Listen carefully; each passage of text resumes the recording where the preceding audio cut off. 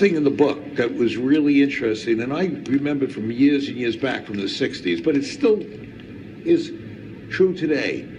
And, you know, maybe it's said a different way. But anyway, Gates said it was the best book he ever read. It's Business Adventures by John Brooks. And he said something like this, but it's hard, you know, I'm taking it out of context. But anyway, it doesn't matter if you have a perfect product and if you have great production. I'm paraphrasing, I can't read my handwriting. And if you have great marketing.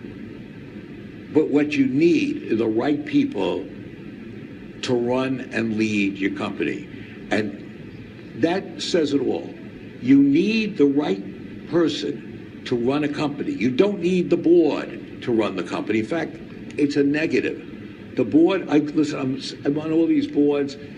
I hate going to board meetings, and I try to put delegates on, because the board meetings are something out of Saturday Night Live for the most part. And again, there's some good boards, but it's sort of Saturday Night Live. Each guy comes up with his little idea. You know, it's this idea, that idea. And to digress, I'll tell you sort of a funny story. I don't know if I can use curse words, or maybe you can't because you're on TV. Don't use curse words. I won't use a curse word, so I'll just leave it dash. If you can help it. I'll help it. So we had this... They actually have Carl on like a 3 or 4 second delay.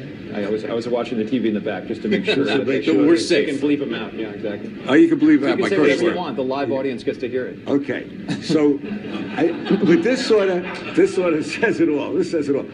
Well, can I bleep it out, or you don't want to? They'll laugh more, but it don't matter. It don't matter. I don't want to spend too much time. I want to, but this says it all. Really, what I believe. I don't believe in micromanaging. I believe that the board should stay the hell out of it for the most part about your ideas, unless you're a Nobel Prize winner in a biotech company, or unless you really are extremely knowledgeable in the food company or something like that.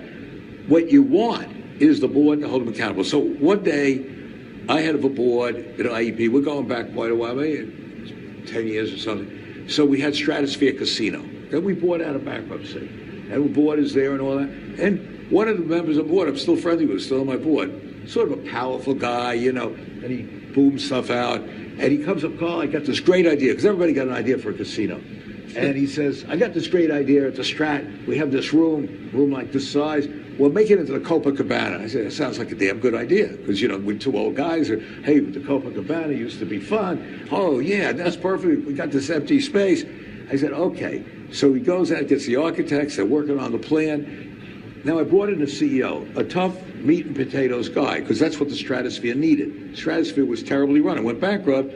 You know, first of all, it spent too much money. They were trying to be what they're not. So I got this meat and potatoes guy who's doing a real good job. You know, he's cutting the hell out of the cost and making us money. So I called him up and said, we want to come out and see you, Rich. We have an idea. He says, okay, Carl. Okay, Mr. Icahn. He calls Mr. Icahn. He said, you know, down-to-earth guy. And my buddy, the board comes with the plans of these two architects all dressed up real nice. And he comes out. We put this plan out, and we're all smiling. Look at this great idea. And Rich keeps looking and looking. I said, wait a minute. Hold everything. I said, Rich, I promised you, and I brought you in, because I brought him in from another casino. I promised you, I'm not going to micromanage, especially when you're doing so well. So tell me the truth. What do you think of the idea? And everybody's staring at him. And he says, dumbest F idea I ever heard. And he says, and I looked, and I reached over, and I tore up the plans. And that's how you should run a company. Let the CEO run it. Don't interfere with him unless he's doing badly. Or, obviously, unless you got secular changes coming on. When you have secular change, when you have major things that you have to do, or raise capital, that's what we do. We raise capital, make sure the CEO's meeting the numbers. There is a time, though, when the board needs to get involved. I know you disagree with this a little bit. No. By the way, I 100% agree with everything you're saying. Okay. Find the right guy, put him in place, let him run the company. Yeah. And by the way, you know, David Weinreb runs Howard Hughes Corporation. He's done an unbelievable job. Hunter Harrison running Canadian Pacific. I never call Hunter. Okay. Right? If Hunter needs me for anything, I'm available. If David Weinreb needs me, I'm available. Okay, so but there is a time, I'm 100%, is a company, someone makes an acquisition offer at a 50% premium. Exactly.